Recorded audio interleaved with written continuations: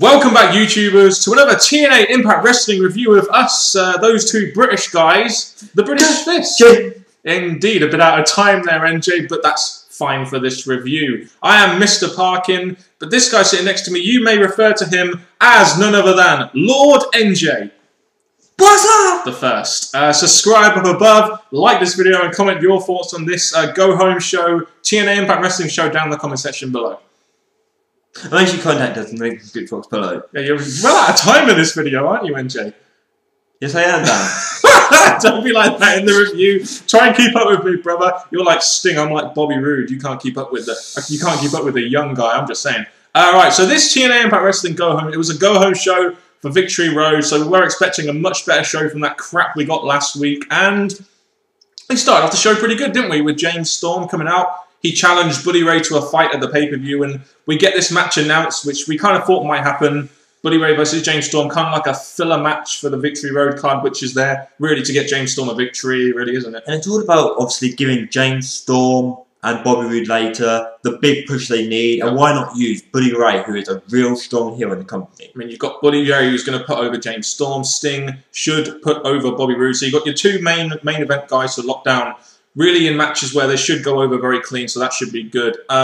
We get the news that Buddy Ray says that James Storm will face Gunner later tonight. So we got a match announced for the pay-per-view, which we kind of needed. We needed to get these two on the pay-per-view somehow, and like we said, it's a good little filler match for these two, even though we've seen it quite a bit on free TV. It's just a nice filler match, and the opener was pretty good. I do enjoy it when they open up with James Storm, because I do like him on the mic. Much better than Garrett Bischoff. That's so true. Opening with these two guys, we know they're great on mic. We know they're going to bring something to the beginning of the opener compared to Ric Flair and Garrett Bischoff and all that stuff. So it's good that this was a very good opener. Yes, much better than last week, which is probably why we liked it so much. But there we go. We moved on then to a match between Madison Rayne and Velvet Sky. One of two knockouts matches on this TNA Impact Wrestling show.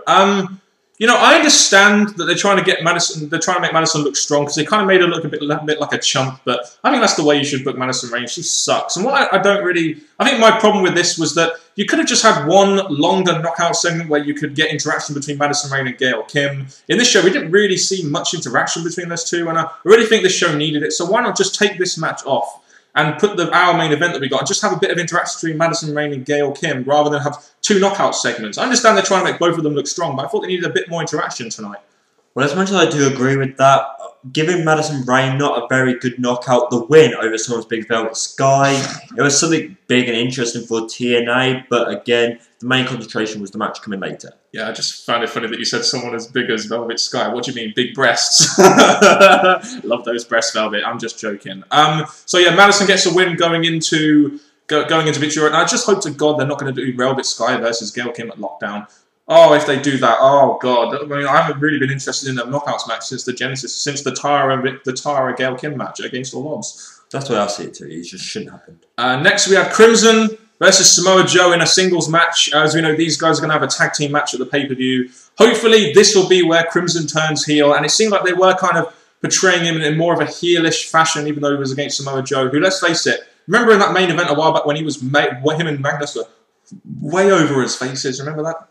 I do remember that, and obviously now they're going to be moving towards, obviously, the concentration, which is this could be a filler match just to maybe, hopefully, as we predict, going to give the Crimson the push towards being a heel and towards the single run eventually. Yeah, and we get the match itself went about 4.5 minutes. We had quite a lot of wrestling on this edition of Impact Wrestling, but the matches didn't all go that long. This one went 4.5 minutes.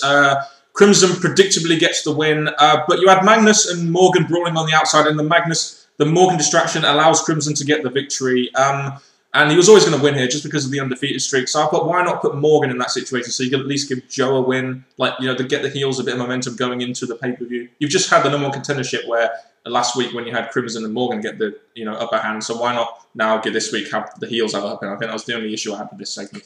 Well, as much as that would have made sense, I think the main concentration for TNA now is to give Crimson over and give him the push. So giving him this win, ready for what's going to come after this pay-per-view, is going to go in the right direction. And essentially, it's all leading to a match between Crimson and Matt Morgan at Lockdown. So, you know, it's essentially you're using this tag team picture as a bigger picture for a bigger pay-per-view, really, between two big guys who could be main eventers for TNA in the future.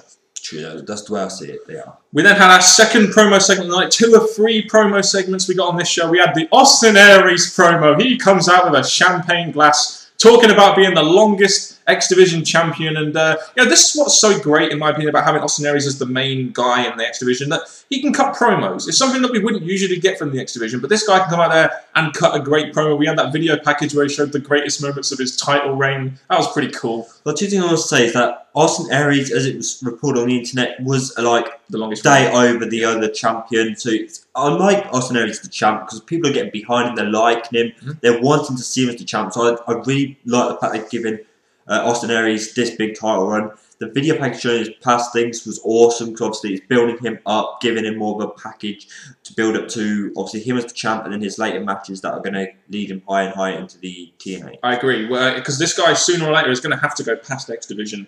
He is much better, in my opinion, than the X Division. He does need to get in that main event scene at some point in TNA.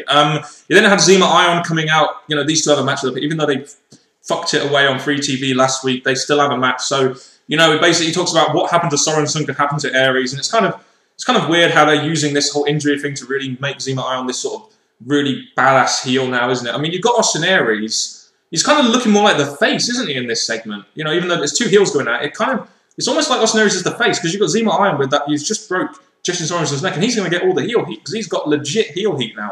Because temporarily, obviously, with these two going against each other, we do need to somehow class which one's going to be the face, which one's going to be the heel. I think at the moment, they're going to make Aries the face, but when Sorensen comes back, because I'm pretty sure Aries will still be the champ, they'll have him back to be a really strong heel again. We never know, he may be in the main event at that point. I still think the Zema Ion Justin Sorensen feud will be the first thing they do. But you have Austin Aries chucking Zema Ion out the ring, kind of like the faces usually do with the heels. And I do feel that Ion needs to be booked as the heel of Victory Road, as he is getting the more legit heel heat. And Austin Aries, the fans want to cheer him because he's incredibly entertaining. And TNA are trying to kind of fight in the grain a little bit there, aren't they? I think they are, but the way they did this part of the show was very nicely done. It got these two in the ring, not in a match, not teasing of who's going to get the win, just in a good promo segment that's giving them the build towards pay-per-view. So a good segment. I enjoyed it. I enjoyed this segment. Austin Aries on the mic is just fantastic. And Zema Ion is really bringing his personality out there a lot more now as well, which I'm enjoying. That's true. They added comedy and directed towards pay-per-views. So overall, this part of TNA was very nicely done. Yeah, it's just a shame they couldn't really follow it up. We got some more segments with Joseph Parks looking for his brother. As intriguing as that is, we'll see where that goes. You also had a segment with ODB and Eric Young, and they're going to get married on Impact. Why?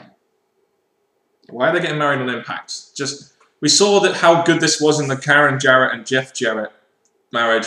Just why? I just don't get it. And then you add, unless you have anything to add to that. I'm just wondering why you question this, Dan, because were you married?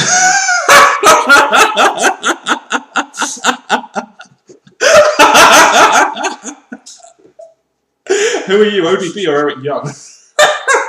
You must be Eric Young because you're the one that proposed. Oh, yes. I'm the fool. Yes. Okay.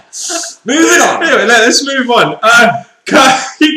You also get Kurt Angle calling out Garrett Bischoff, and I'm thinking, why the hell is Kurt Angle calling out Garrett Bischoff? Doesn't he have a match with Kurt Angle with Jeff Hardy at the pay-per-view? We find out later we're going to get a Kurt Angle versus Garrett Bischoff 5-minute time limit match kind of thing, and just talks about hating Hardy and how it could be his last match, blah, blah, blah. I just think they should have put more emphasis on Hardy and Kurt Angle throughout this whole show, really, shouldn't they? Not enough. True, with the go-home show, their concentration is the last show before the pay-per-view, and at the pay-per-view, it is going to be Angle and Hardy, so that should have been the direction for this show. Yes, it's really weird. Angle's character lately has been really odd, isn't it? He's been a bit of a goofball. Kind of reminds me of the pre-2000 Kurt Angle. That's very true, because when he went against James Storm, we did see the change of him. Yes, he was trying to look serious, but then his character didn't stay that way. It just kept going worse and worse. And I'm thinking Angle should be kept as this really strong heel, especially if he's going to go and put Jeff Hardy over and probably go into the Olympics and come back and face someone else. But I will say this about your proposal, Andrew. You know how they said, oh, we're doing it in the middle of the ring. What could go wrong? Hey, we're doing it on YouTube. What could go wrong? I'm just saying. But there we go. We move right into our main event. Mickie James versus Gail Kim, the second knockout match tonight. You've got to give it to TNA. They can at least put a lot of emphasis on the knockouts with 2 knockouts matches, which I do like about the product. No surprise this was in our main event. The knockouts usually draw, so I'm not surprised this was in there, especially Mickie James and Gail Kim, who, let's not forget, did main event a show at the end of 2011. I'm just a bit concerned that Mickie James is having to move aside for lesser talents like Madison Rayne and Velvet Sky in the title picture. I mean, it kind of annoys me a little bit that she's been kind of sacrificed and she's being used to put Velvet over more. It kind of sickens me a little bit, to be honest. With all the knockouts that TNA have, I guess Mickie James being the top one going against Gail Kim, who needs to look strong for the pay-per-view, was the right choice, but in a way, you're just having Mickie James giving the lose. She's just filler, isn't she? Yeah, pretty much. Essentially. The match was pretty decent. You had Gail Kim focusing on the knee. Gail wins after hitting Mickie James with the title belt to the head, and I wish this match would have went longer, just because in the main event slot, usually the matches are longer, but they didn't have to build up to a long main event match. So that's probably why they could fit so much. And there was a lot of segments in tonight's show, which I felt kind of ruined the flow a tad, just because there was so much going on. Which is why I felt only one knockout segment probably could have been done on this show. It would have helped the flow of the show a little bit better for me. With all the Royal matches, they all seem to be kept within the 5-minute range. So I think if they were take out the pointless segments, they could have got more time, especially the important matches that we're going to get to. Daniels versus Anderson. This was Anderson's return match. And I think one thing that I wanted to see here was I wanted to see Anderson kind of explain why he was aligned with AJ Styles, because the fact that he's an asshole doesn't really do it for me. So I really wanted to see maybe a pre-match promo or something. And I know Chris Regal at TNA so I wanted to see the same thing, but we didn't really get that, which is a bit of a shame, because we do want to kind of know why he's aligned with AJ. You had them backstage talking, and then the whole confrontation with Christopher Daniels and Kaz, but there weren't really much there that explained what's going on. But we get to this match, and it was a pretty decent match. It's a good return for Anderson. I enjoyed it. I will say this. It was good to see that entrance again, wasn't it? The whole Mr. and the mic. It was really good to see that entrance again. It's a long time since we've seen it. And it was good to see Anderson actually got the win on Christopher Daniels, despite the fact that it looks like he's put on a few pounds since he's not been on TV. But another, in my opinion, very simple segment where you have Kaz coming down to the ring. AJ Styles takes him out, so Anderson get the win. Wasn't too much going on in this segment. It wasn't overly exciting, but it was nice and simple. And I think that was a good way to do it on this Go-Home show, because you've already set the seeds up for it. I just think they could have done a little bit more of explaining why Anderson was with AJ. That's true, but the way they did this match, they got the involvement of AJ and Kaz, so it actually shows the match build towards pay-per-view. Yeah. Then we get to that Kurt Angle 5-minute challenge, Kurt Angle versus Garrett Bischoff. You had a short interview with Hardy beforehand, and I really think he should have been in this segment more, because my main issue with this segment was the fact that, this segment going into the pay-per-view should have been all about Kurt Angle versus Jeff Hardy. But instead it was all about Garrett Bischoff, and that let this segment down big time for me. It didn't, because your concentration, like I said earlier, is meant to be Angle and Jeff, but sadly they thought Garrett needed his TV time. Yeah, even though he doesn't have a match of the pay-per-view. You know that Bischoff is just way above his head when he's facing guys like Kurt Angle, and I can understand why they booked it like they did. It's just that I don't care about Garrett Bischoff, because I know why he's there, because his dad was there, and it just pisses me off that they give more attention to Garrett Bischoff than an Angle-Hardy feud, where two massive stars in TNA are getting less attention than Garrett Bischoff, a guy who should be an OV-fucking-W.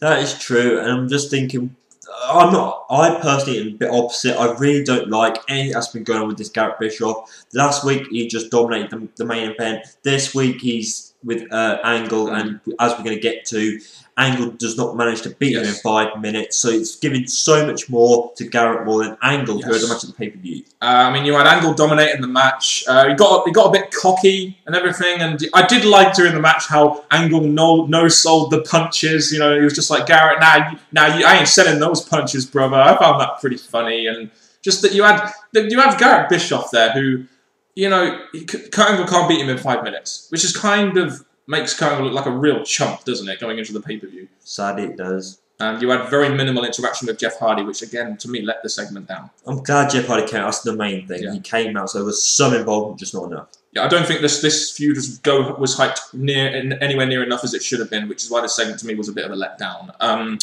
But we move on. We had a backstage segment with Robbie E. We always love to see Robbie E on TV. We don't. I'm just joking, guys. Don't worry. We're going to get Robbie E Invitational number 2. Now, I'm hoping that either they have Pope return at the pay-per-view, or have another one at Lockdown and have Pope squash him. That's what I'm hoping happens. There's that possibility, or Rob Terry turns on him and Rob Terry goes on to a singles career, which I think he should do instead of sticking around by Robert Eves holding him back. There's a reason why Rob Terry is an OVW guy, NJ, and that is because he can't fucking wrestle. But there we go. They also ran down the pay-per-view card. We've got 8 matches, and we will be doing a preview on this on Saturday, so make sure you check that out. So we have 8 matches for the Victory Road. We had 2 matches made tonight with the Invitational Challenge and Storm versus Buddy Ray. So it's good we got some matches made. And then we had James Storm versus Gunner, which was announced earlier in the night. The first thing I noticed about this was they said, oh, Gunner is aligned with Buddy Ray and Immortal. I'm like, fucking hell, Immortal still exists. They had an opening segment last week, and now they're still existing, even though they really should have just gone by now, shouldn't they? But it was a solid... I mean, it went 4 minutes. It did its job of making Storm look strong while having that little interaction with Buddy Ray. Again, it was just simply done. You have Buddy Ray on the outside and James Storm getting the win. And Buddy Ray says, you know, you've got to wait for the pay-per-view. He's being a right smart here, isn't he? Wait for the pay-per-view. I like the fact they had more involvement, but just not enough. But they had Buddy Ray at ringside during the whole thing, so it had some involvement, but they just went for the pay-per-view, which was the right thing to do. And they've generally built this feud pretty well. Last week you had James Storm on the TV for, what, 30 seconds. This week we got him in 2 segments, which I was happy about, because I do like to see James Storm. I feel he should be a focal point of the TV show along with Bobby Roode, and he will be going into Lockdown, so there we go. Our main event of the evening was a Bobby Roode and Sting contract signing with Jeremy Borash. We got a somewhat good video package before this match, but I really felt they probably could have saved this for the pay-per-view rather than airing it on free TV, and then it's probably going to be aired again at the pay-per-view. Just saying. It does look like it's going to be that way, but they got to the contract sign pretty well. Without entrances. They had over time, but they had to quickly sign their contracts. That part went smoothly, and then it was the after part that actually meant something. And I thought Roode's promo, I thought was fucking really good. I mean, he's talking about being a fan of Sting when he won the title 22 years ago, and Sting sees himself in Roode, but Roode is better, and he talks about Sting's ego and stealing the young guy's spotlight.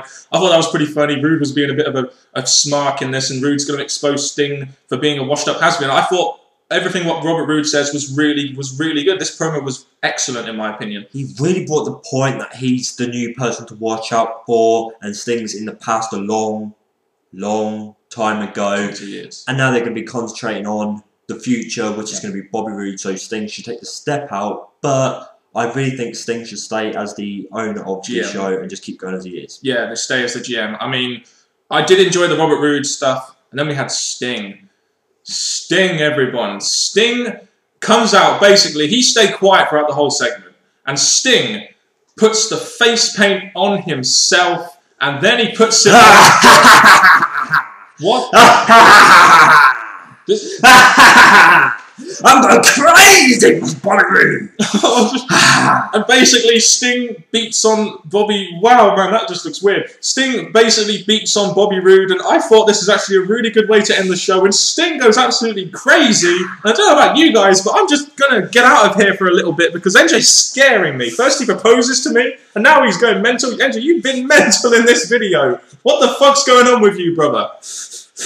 Now I'm going to say, people, tune in for our predictions, enjoy the pay-per-view, and from Mr. Parkin, and me and Jay, till next time, people, Oh, fuck this. goodbye!